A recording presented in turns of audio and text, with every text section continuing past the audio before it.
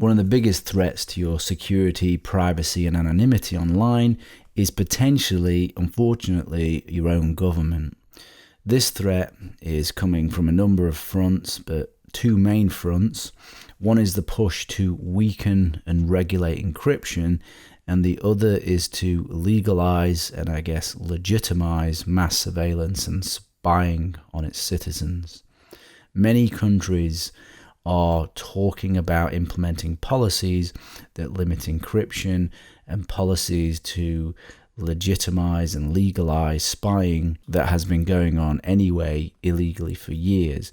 And in fact, by the time you listen to this, because it's moving so fast in your particular country, things may have changed and it may now be more legal to spy on you, and encryption may be regulated to a further extent. This regulation and mandating of insecurity and legalized spying is going on in many places: United States, the UK, China, Russia, Brazil, India, etc. The UK has got the Data Communications Bill, which includes recording 12 months of internet history and other Orwellian measures. Other examples that show the tide of change in other countries: you have WhatsApp being banned for 48 hours in Brazil because of the encryption by the government. India has some very strong ideas on limiting encryption. Kazakhstan illegally requiring backdoors. Encryption is fundamentally mathematics. It cannot be banned. The horse has already left the stable. It's been created. It cannot be weakened just for a terrorist or a criminal or for someone who you want to have weak encryption. Those people will just use the strong encryption that's already out there, and everyone else will be stuck with weakened security and weakened encryption because they're forced to use the weak encryption. If it is weakened or backdoored, it is weakened for everyone, including the hackers trying to compromise our systems. Something like this was actually tried already. It was the crypto wars in the 1990s. Something called the Clipper chip was proposed by the US government, and a flaw was found in it, and luckily there was no widespread adoption because this chip was going to be put into every electronic device that was going to do encryption, so that the government could bypass that encryption and look at what it is you were doing. So if that had happened, it would have been a complete disaster because of the vulnerability that was found in it. This is the problem. If you weaken encryption, you can weaken it for everybody. Terrorists and criminals will continue to use strong encryption even if normal citizens are banned. There is no evidence that weakening encryption will help at all. And to add to all that, we have no feasible technical way of achieving this. Unfortunately, all of this stuff is perhaps too complicated for people to really grasp, those people that make decisions on these things, or maybe they do understand it, but because of political agendas, they're still pushing forward. This is Matt Blaze speaking to a US congressional committee on the infeasibility of these plans, and it's definitely worth a watch, so I'm going to play it now. It's only 5 minutes long. Dr. Blaze, 5 minutes to you. Okay. Thank you, Mr. Chairman. So, as a technologist, I'm finding myself in the very curious position of participating in a debate over the desirability of something that sounds, wonderful, which is security systems that can be bypassed by the good guys, but that also reliably keep the bad guys out. And we could certainly discuss that, but as a technologist, I can't ignore this stark reality, which is simply that it can't be done safely.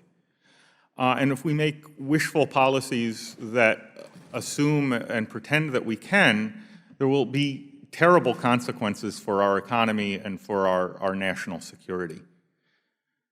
So it would be difficult to overstate today the importance of robust, reliable computing and communications to our personal, commercial, and national security. Modern computing and network technologies are obviously yielding great benefits to our society, and we are depending on them to be reliable and trustworthy in the same way that we depend on power and water and the rest of our critical infrastructure today.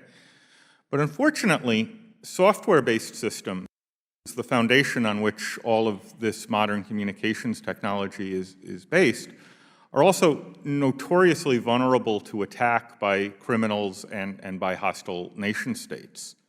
Large-scale data breaches, of course, are literally a daily occurrence, and this problem is getting worse rather than better as we build larger and more complex systems. And it's really not an exaggeration to characterize the state of software security as an emerging national crisis.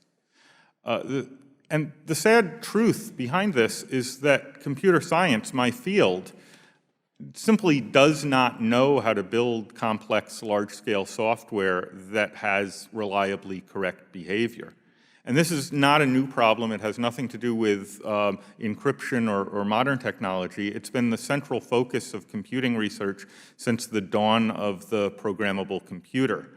And as new technology allows us to build larger and more complex systems, the problem of ensuring their reliability becomes actually exponentially harder with more and more components interacting with each other.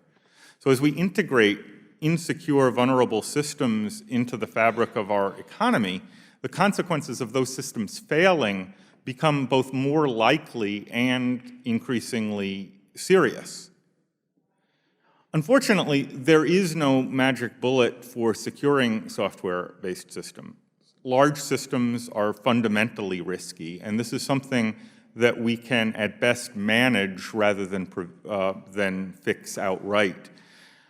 There are really only two known ways to manage the risk of unreliable and insecure software. One is the use of encryption, which allows us to process sensitive data over insecure media and in insecure software systems to the extent that we can. And the other is to design our software systems to be as small and as simple as we possibly can, to minimize the number of features that a malicious attacker might be able to find flaws to exploit. And this is why proposals for law enforcement access features frighten me so much. Cryptographic systems are among the most fragile and subtle elements of modern software. We often discover devastating weaknesses in even very simple cryptographic systems years after they're designed and fielded. What third-party access requirements do is take even very simple problems that we don't really know how to solve and turn them into far more complex problems that we really have no chance of reliably solving. So backdoor cryptography of the kind advocated by the FBI, might solve some problems if we could do it, but it's a notoriously and well-known difficult problem. We've found subtle flaws even in systems designed by the National Security Agency, such as the Clipper chip 2 decades ago. And even if we could get the cryptography right, we'd be left with the problem of integrating access features into the software. Requiring designers to design around third-party access requirements will basically undermine our already tenuous ability to defend against attack. It's tempting to frame this debate as being between personal privacy and law enforcement, but in fact the stakes are higher than that. We just can't do what the FBI is asking without seriously weakening our infrastructure. The ultimate beneficiaries will be criminals and rival nation states. Congress faces a crucial choice here to effectively legislate mandatory insecurity in our critical infrastructure, or to recognize the critical importance of robust security in preventing crime in our increasingly connected world. Thank you very much. This here is a good paper to read.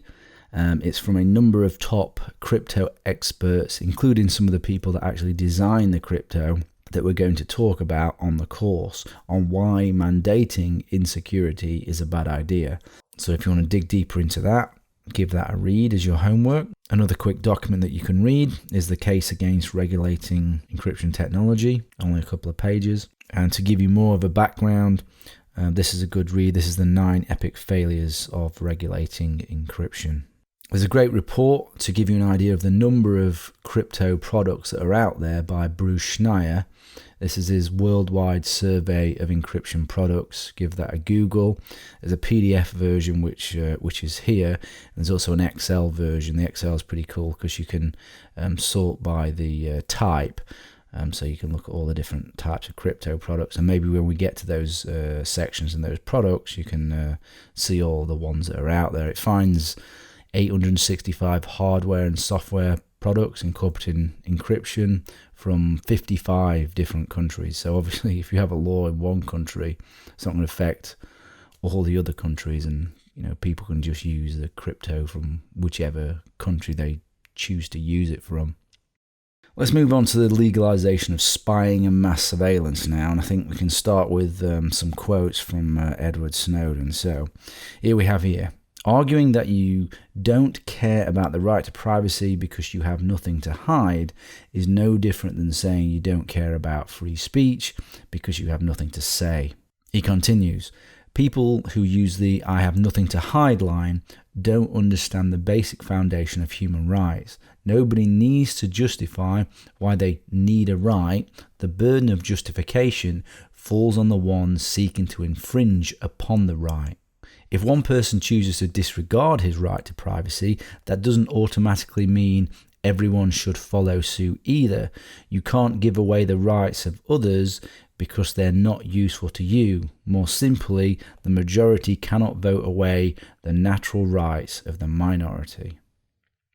My view is this: when people know they are being watched, they are being spied on, they alter what they do.